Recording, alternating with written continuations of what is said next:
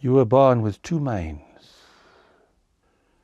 The surface mind, which has been conditioned by the world, conditioned by your cultures, your family, religion perhaps, conditioned by your experiences, your decisions, your regrets and your resentments.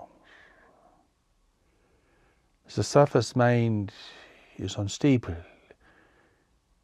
It is fundamentally insecure. But you have a deeper mind, a mind that has been created by God. A mind that we call knowledge, because your experience of it will produce profound experiences of knowledge and intuition. Knowledge is very unlike your surface mind. It is quiet, it is certain. It is not afraid. It does not speculate. It does not debate. It does not argue. It does not project blame. It is not governed by fear and insecurity. It is quiet, it is deep. It watches and waits. It sees, it knows, and it prompts dramatic and courageous action. You cannot govern this deeper mind with your surface mind. You cannot use it as a resource. Spirit is not a resource for the mind. You cannot use it to win contests or to manipulate other people or to gain advantages. In fact, really, your intellect is a resource for knowledge in the true hierarchy of your being. Yet the reality is that your mind is trying to use spirit, and this is true for most people, at least at the outset of their self-discovery, shows you how backwards and upside down your approach really is, and that this is the condition of humanity. In fact, it is the condition of manifest life, intelligent life in the universe. God has given you knowledge to guide you, to protect you, and to lead you to a greater fulfillment in life. A fulfillment based upon your higher purpose for coming here. A higher purpose that only knowledge knows. Knowledge is mysterious, it cannot be defined.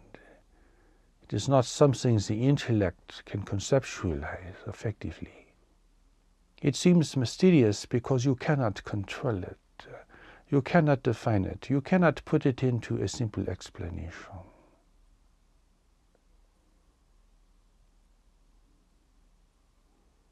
Some people are afraid of knowledge for this reason. They feel it is unpredictable and they cannot be in control of it, and so it frightens them. They are afraid to be guided by something that they do not fully understand. That is because the intellect wants to be the ruler of their life. It wants to use spirit as a resource. It wants to feel in control.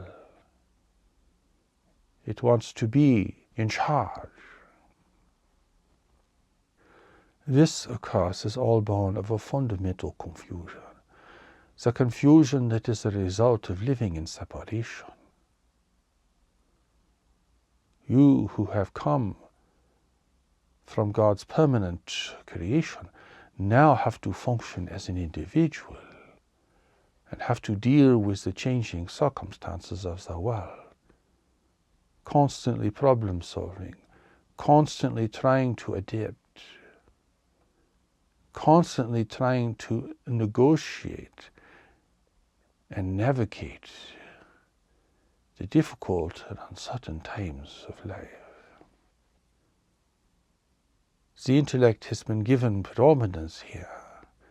It has an extremely necessary role to play, but it is not a God. It is not the final arbiter of reality.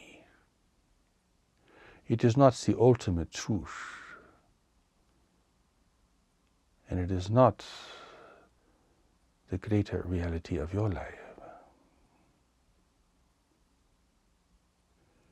All spiritual practice, in whatever form or tradition, is to fundamentally enable your thinking surface mind to connect with the deeper mind of knowledge. For God speaks to you through knowledge. God provides us guidance and restraint and inspiration through knowledge. God redeems the separated through knowledge. Instead of trying to comprehend the ultimate reality of God, or trying to escape the reality of being in the world by attempting to achieve some higher or ultimate state, as you might conceive of it, a real spiritual practice is to connect with knowledge and to yield to knowledge. This is how God redeems you. Some people believe that God is managing every aspect of their life, that everything that happens to them is some kind of guidance by God.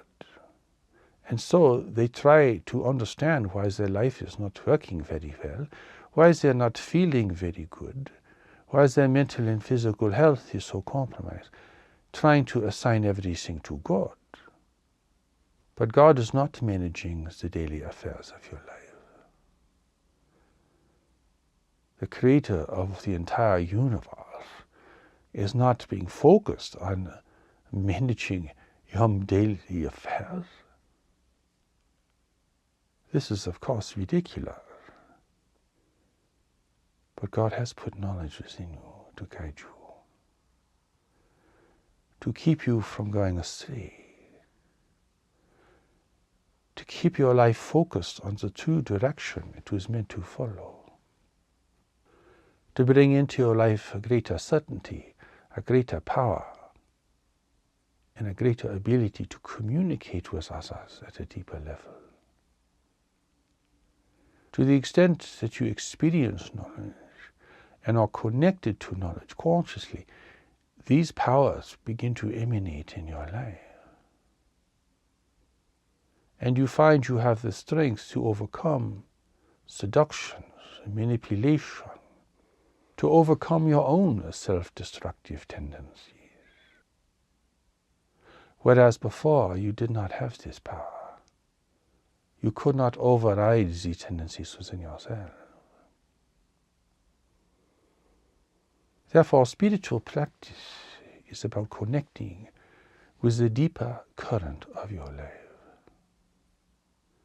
Knowledge is speaking to you, but you cannot yet hear it because your mind is so preoccupied, so caught up at the surface, so dominated by external forces and influences, that you cannot feel and hear the power and the presence of knowledge within yourself. People think that knowledge is just fleeting moments of intuition. And while they might value this intuition, rarely do they track it to its source. Rarely do they really take the steps to knowledge. They try to benefit from these fleeting experiences, perhaps, but they do not know where they come from. So the real power and ability within themselves, their core strength, the source of their integrity and power in the world, is never discovered.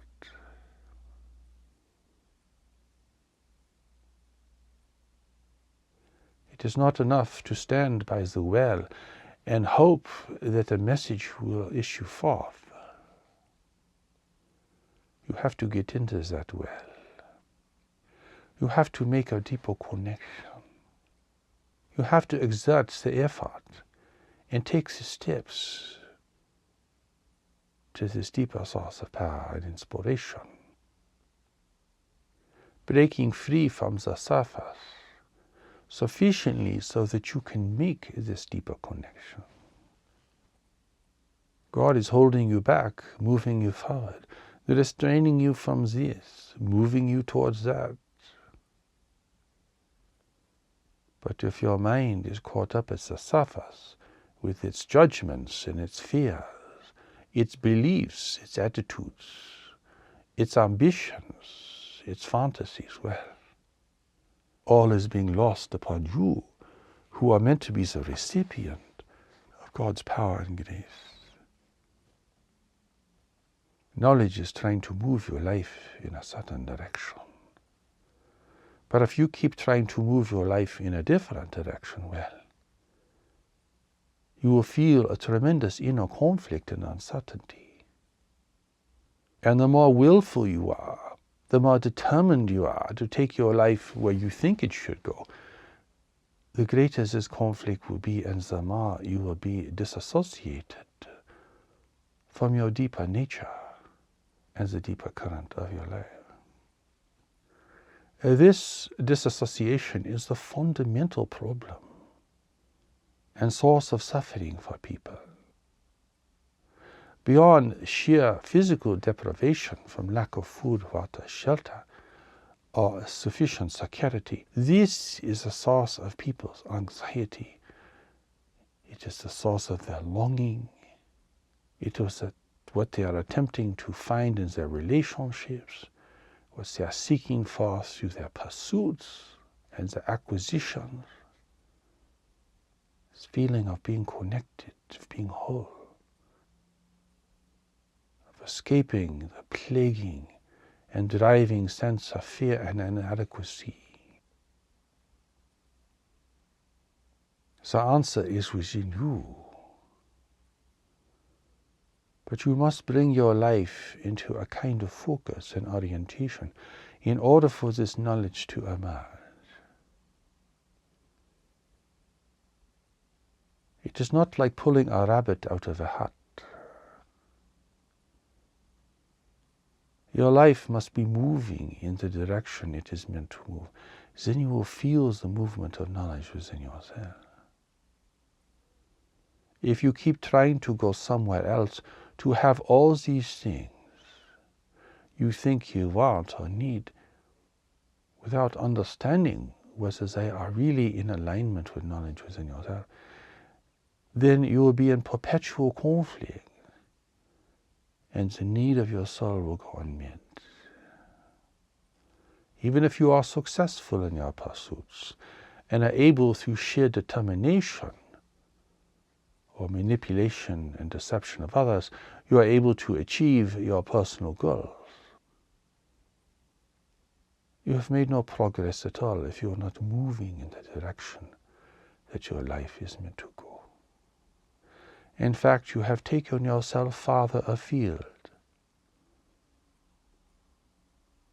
and you will feel restless and incomplete as a result. Even if you achieve wealth and are surrounded by luxuries, you will be restless and discontented because the deeper need of your soul has gone unmet. And you have taken yourself so far afield, so far off course, that you don't know where you are now. You're lost, and your life is empty. You keep trying to have more things, do more things, have more experiences to somehow offset this feeling of inadequacy and longing. To keep the mind stimulated, focused and preoccupied. But deep within you, you know you are not living the life you are meant to live. It is this awareness and this dissatisfaction that finally can enable you to make a fundamental shift and a re-evaluation of your life and circumstances. It is this dissatisfaction that is the light of hope. The light at the end of the tunnel. A sign that great change may be achievable. When you stop pretending that you are happier than you really are, when you stop identifying with all your possessions and accomplishments, and begin to tell the truth about your deeper experience, then you realize there is a greater need within you that is calling for you and that you must respond to. This requires that you listen to the movement of knowledge. This is the beginning of your spiritual practice, your practice in stillness and listening. In this practice, you are not trying to get anything. You are not trying to have realization. You are not trying to have new ideas. You are not trying to have answers or remedies for your problems. You are listening and you are still. At first, this stillness is a kind of frustration because you begin to see how erratic your thinking is and how dominated you are at the surface of your mind. Many people lose heart here and give up and feel that they are dealing with an overwhelming force. They cannot seem to override the constant stimulation of their imagination. Their mind is so agitated and so driven that when you begin your practice in stillness, that's all you experience. And it is unpleasant and it is shocking. But if you have a deeper focus in a quiet environment and are sitting comfortably, if you persist, you will begin to sink your awareness down beneath the surface. Perhaps you have to sit for 30 minutes or an hour before you begin to sink down below the surface. You must have a point of focus. It can be an image. It can be something that you see with your eyes half closed. It can be the words Naran. It can be a sound. It cannot be significant or stimulate your imagination. It must be something very simple that you focus on. And this allows you to sink down beneath the turbulence of your surface mind.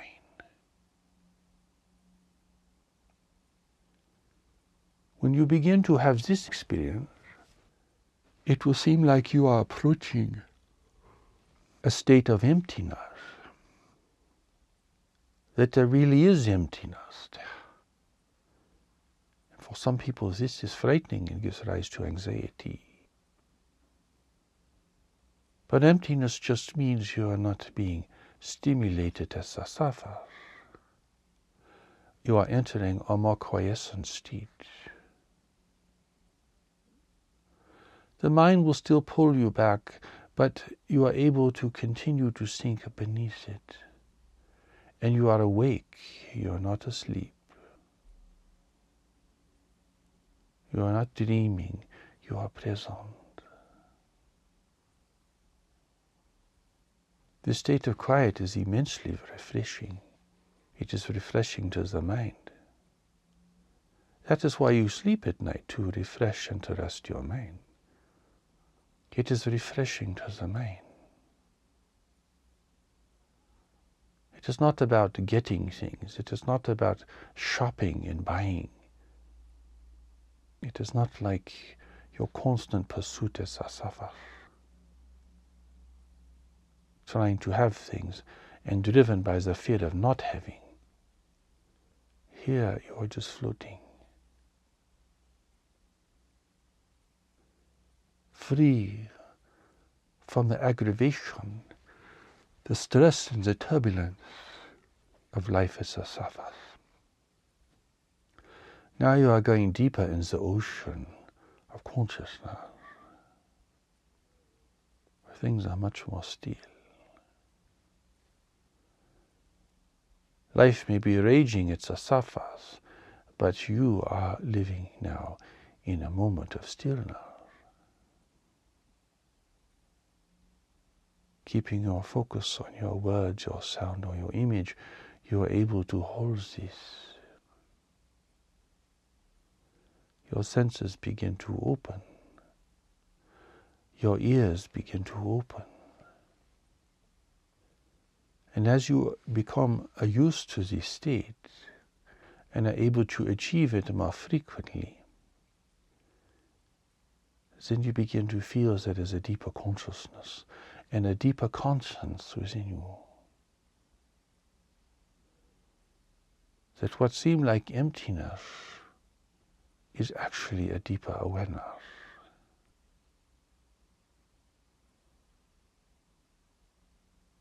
This awareness is not agitated, it is not filled with imagination, it is not running all over the place, it is not flitting from the past to the future, it is just there. A great and powerful presence. What is important here is not to try to understand, because that just puts you right back at the surface. But to be there and to experience it, to breathe it in, to acclimate yourself to its presence. You're just there. You're not trying to get anything, solve anything, resolve anything, avoid anything. You are just there. Then when your meditation practice is over, you can come back into the world in a more quiescent state, a more aware state, a more observant state. And it will be very, very refreshing for you. Refreshing, like taking a hot shower after being out working in the heat of the day. Refreshing to the mind.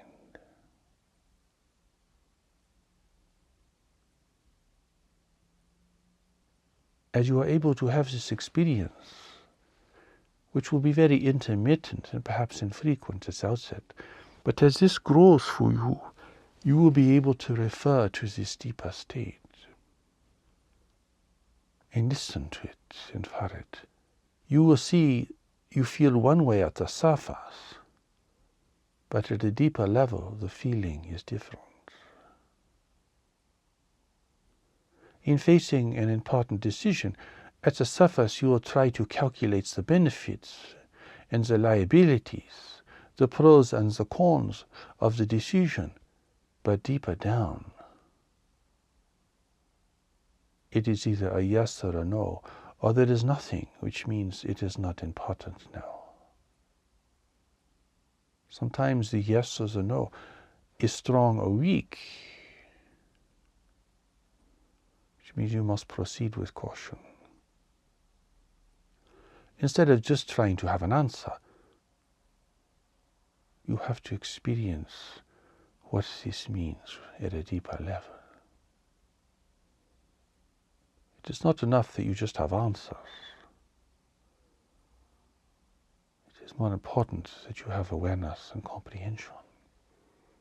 For an answer is but for the moment, but comprehension is for your whole life.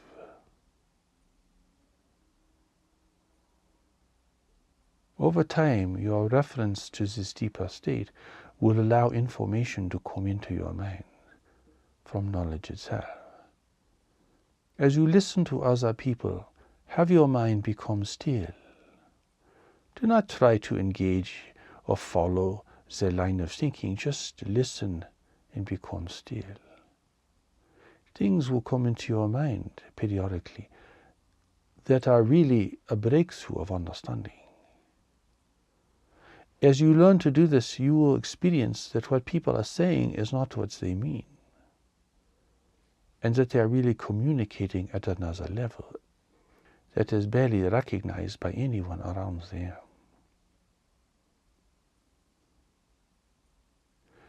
From this deeper experience of knowledge, you will feel restraint about certain things.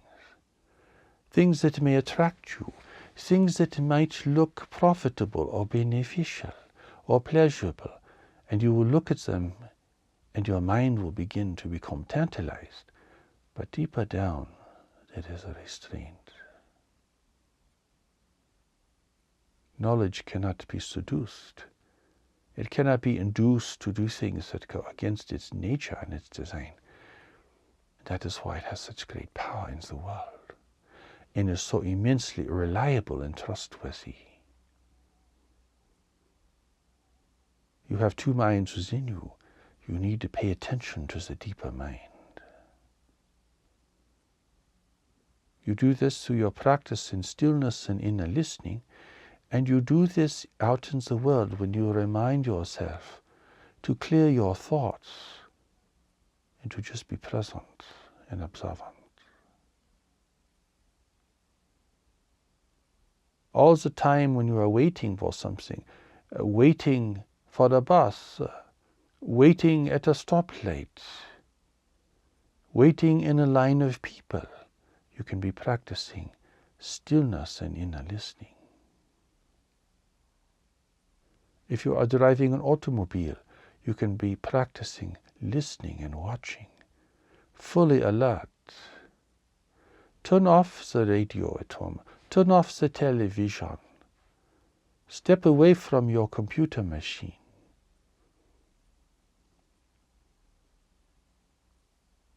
If you're faced with an important decision, listen to see how knowledge is responding. You might try to weigh the choices. That is okay, but you must come back to knowledge in the end. You may ask yourself, should I make this decision? You will feel it. You will sense it if there is a response. Many people ask questions that don't need to be asked, or are trying to make decisions that they are not ready to make, and so they do not receive anything from knowledge.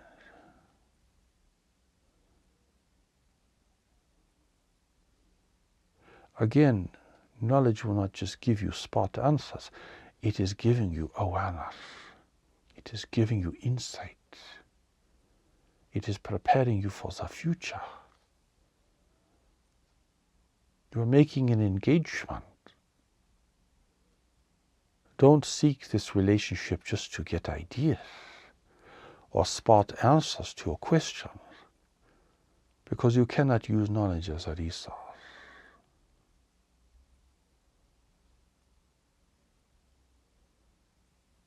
This is a teaching and a preparation. God is not your servant, serving your wandering desires, your erratic thinking. You're going to come to the deeper power that God has placed in you. You must come to give yourself.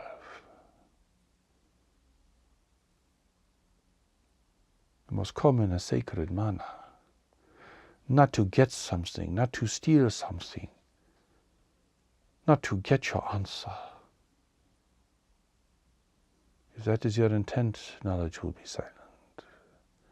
For you are not ready to make the real engagement that must be made.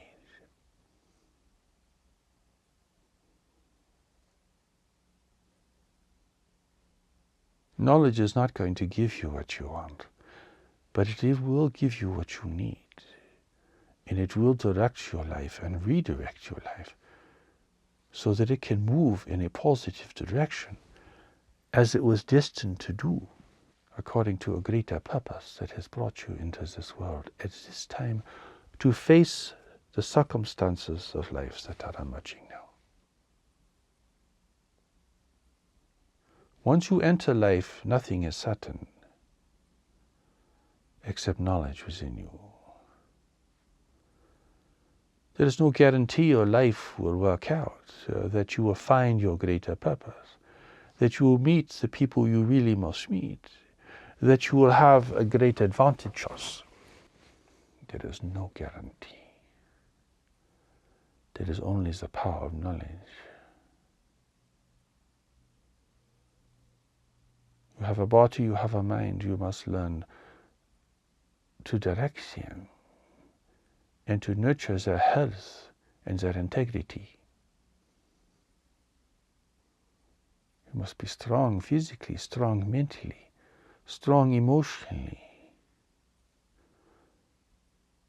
and free to respond to the deeper power that God has placed within you.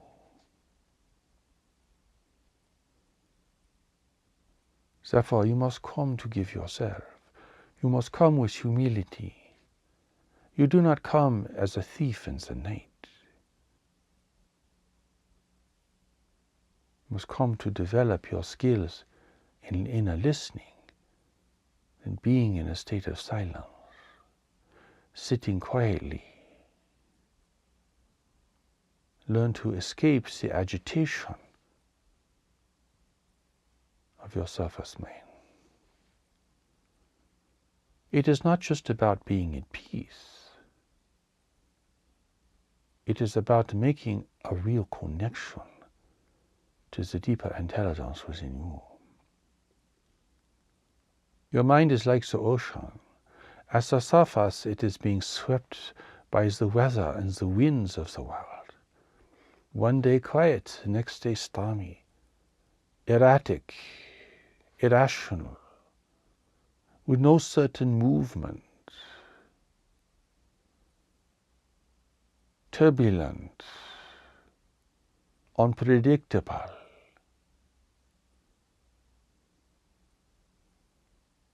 But at a deeper level, there are currents moving the waters of the earth, like a conveyor belt moving the waters from one part of the world to another, with a deeper certainty and regularity. This is a good analogy for your mind. As the surface turbulent, slavish, being whipped up by the world, full of fear and desire, anxiety and insecurity. But at a deeper level, there is a greater movement and a deeper current. When you look at the ocean from the surface, you can see very little life in it. Perhaps you will see whales or birds at the surface, but most of the life in the ocean you cannot see from the surface.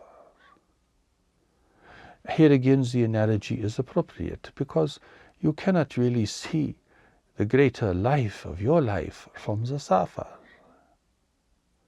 You think it is just a big empty darkness down there, and you don't want to go there because you are afraid of the dark. You don't want to take that stairway down into the deeper realm because you feel afraid and uncertain there.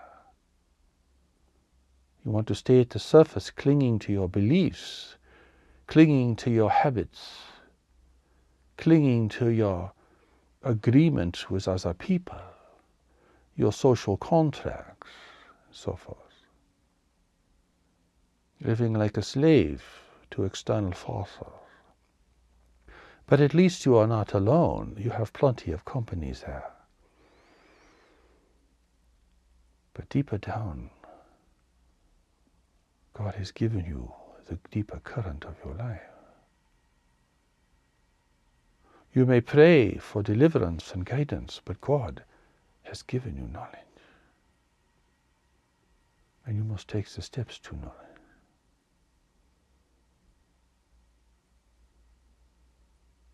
This requires that you find a way through your practice, through your spiritual practice, to move beneath the surface of your mind. You give your mind something to focus on, a sound, a word, something that does not excite your imagination. and the mind has a focus, and you are able to slip beneath the surface. And it is a whole different world down there. It is quiet. It is immense. And that is a greater life than you could discern from the surface. People try to get knowledge to give them what they want. It's the beginning. They want insights. They want answers. They want clarification because they are afraid and they are trying to get knowledge to give them the things they want.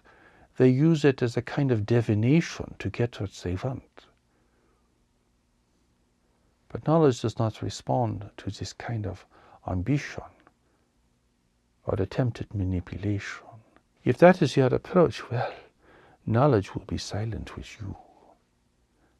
Because you are not coming in a reverent manner. You are not coming from a position of humility. Knowledge has more than an answer to give you. It is here to give you a greater life. A life that is perhaps different, moving in a different direction than what you are trying to achieve for yourself. People are trying to have wealth, they are trying to have power, they are trying to have relationships, they are trying to avoid poverty and deprivation. All this is understandable, of course. But you are here for a greater purpose. You cannot figure this out with your intellect, for its reality is beyond the realm of the intellect. You can only come to it and learn of it, and choose its direction, and have it be revealed to you gradually over time, as you are able to conceive of it, and to embody it, and to follow it.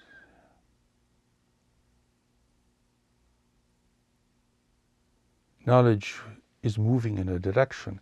The deeper currents of the ocean are moving in a direction. It has very little to do with the climate or the daily weather.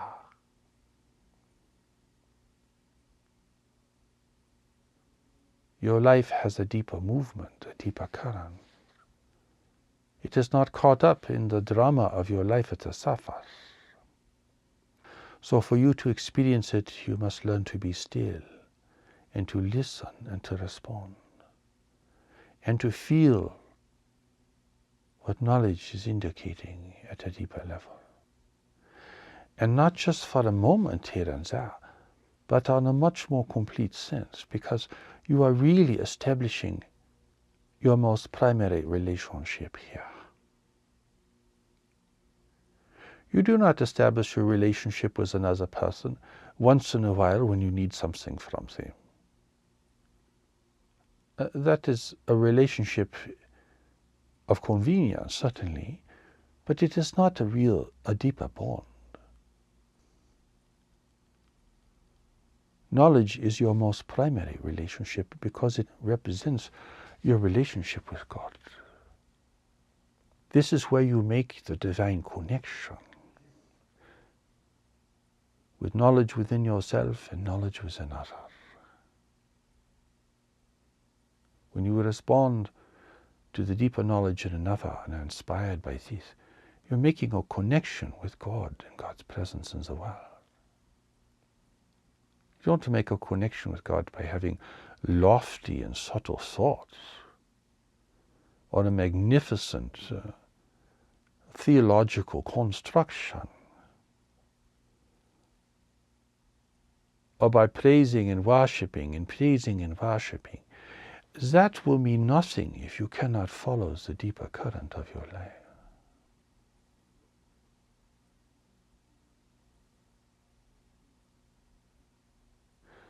Your yielding to God cannot simply be a gesture or a series of ceremonies. It must really happen on the inside.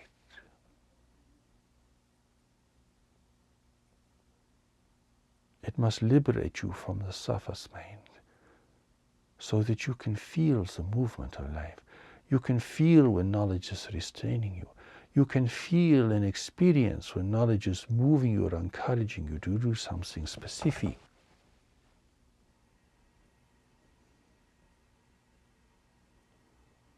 In the future, as you develop your practice and take the steps to knowledge, you will be aware of these two realities concurrently.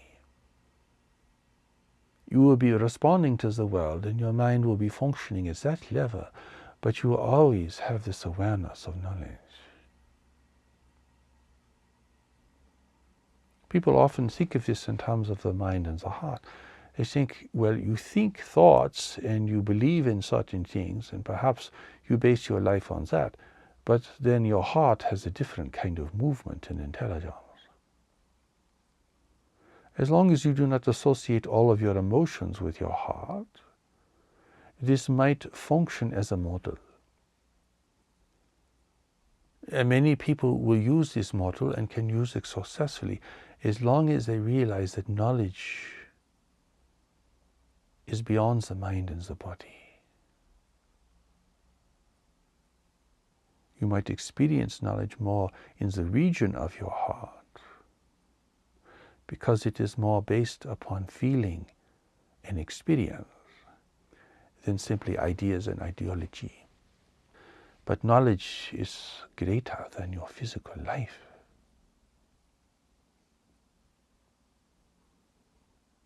It is in the world but not of the world.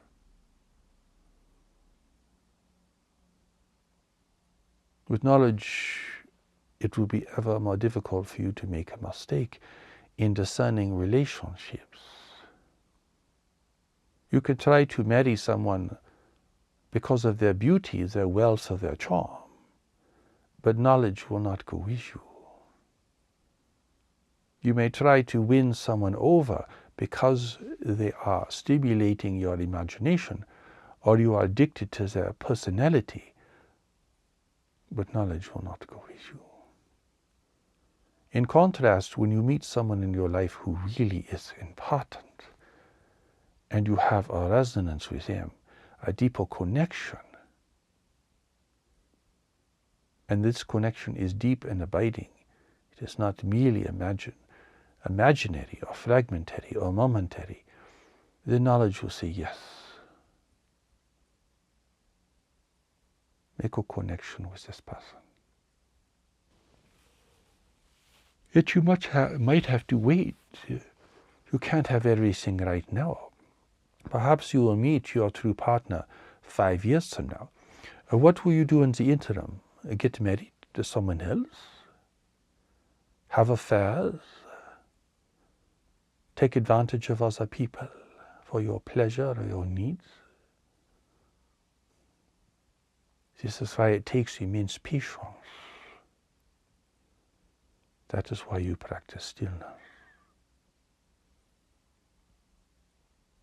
That is why you learn to sink beneath the turbulent surface of your mind, to refresh yourself, to clarify your thoughts, to seek reprieve from the stress of the outer world, and to feel the presence and the power of knowledge and its guidance for you. You do not talk to knowledge like it is another personality, because it does not function like this. You can have a conversation with knowledge. It is not chatty like your surface mind.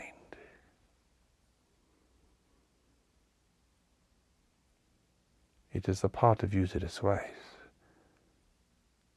And if you come to it foolishly, or in a way that is deceptive, it will not respond to you. It will be like there is nothing there. But if you come to develop your skills, learning to be still and silent, learning to be present, learning how to clear your mind, then you will experience this deeper presence beneath the surface. These skills are so valuable because when you are out in the world and engage with people and activities, if you can clear your mind at any moment, then you open yourself to a deeper insight and a deeper recognition. You are able to hear what people are really saying. You are able to discern the dynamics of a situation. You are able to see the dangers in certain decisions, the hazards in certain circumstances. You are able to stop yourself and to become discerning and watchful. This is of such immense value because most people make mistakes because they are not paying attention, as they are being guided by ambition or desire or fear. They are not being objective. They are not being discerning. They are just driving themselves forward or allowing themselves to be seduced and controlled by someone else. People give in to the will of others. This happens all the time.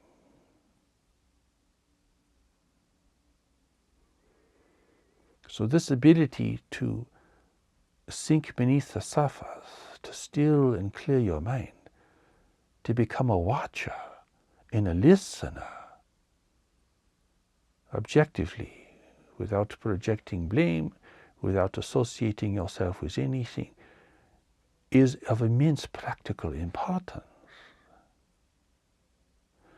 and must be brought to bear to every important decision you make regarding your relationship with people, with places, with things, with money, where you live, how you live, where you go, what you do. This is where you break the chains that bind you. This is where doors open in your life, inside yourself and all around you.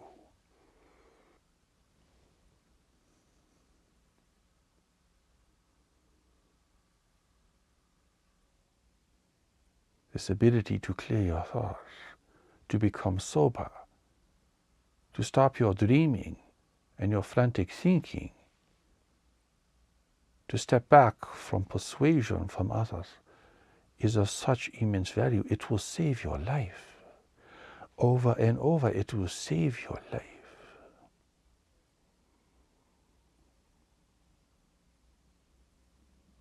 Knowledge is like the earth. In imagination, you are floating above the earth. But when you come back down to earth, it is a kind of fundamental awareness. This is just an analogy, of course, but if you can imagine that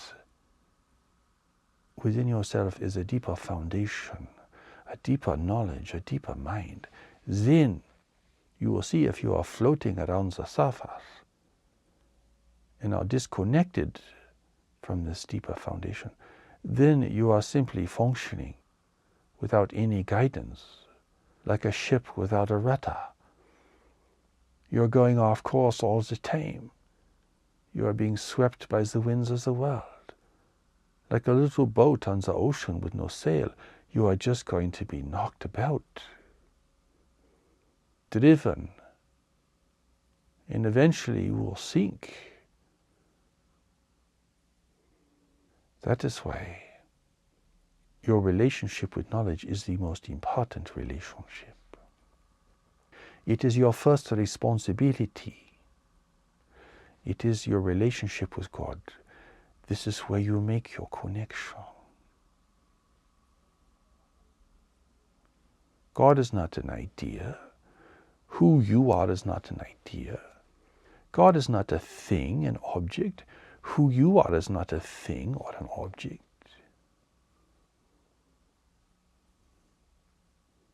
Connect with God by bringing your surface mind under the direction of knowledge within yourself.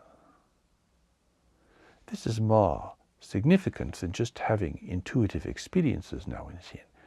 This is a fundamental relationship that you are bringing yourself to. because you see that without it you are lost in the world. Rich or poor, you are lost in the world. Even surrounded by luxury, you are lost in the world. You are empty, you are frustrated, you are dissatisfied, you are insecure. Like a child lost in the world.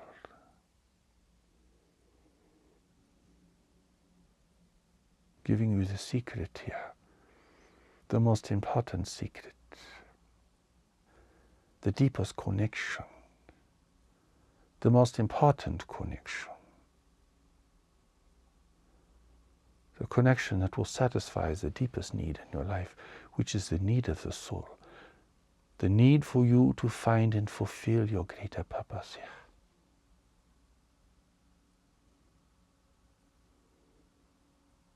You have a destiny in the world. You have a greater purpose. And God has given you knowledge to give you the power and the ability to find this purpose, to experience it, to embrace it, and to fulfill it. The world here will call out of you your greater purpose. This will bring you in relationship with the world in the truest sense. It will enable you to establish the most meaningful and profound relationships with other people, and with certain individuals in particular. It will end your ceaseless searching. It will free you from addiction and self-destructive behavior. It will give you a guide and a compass to navigate the great uncertain times to come.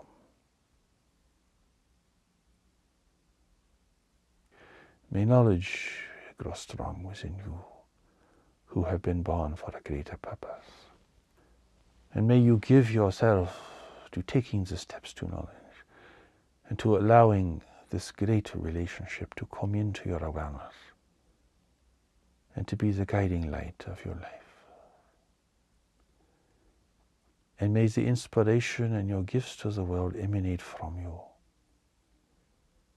And may you be a source of inspiration for others, giving them the gift that has been given to you.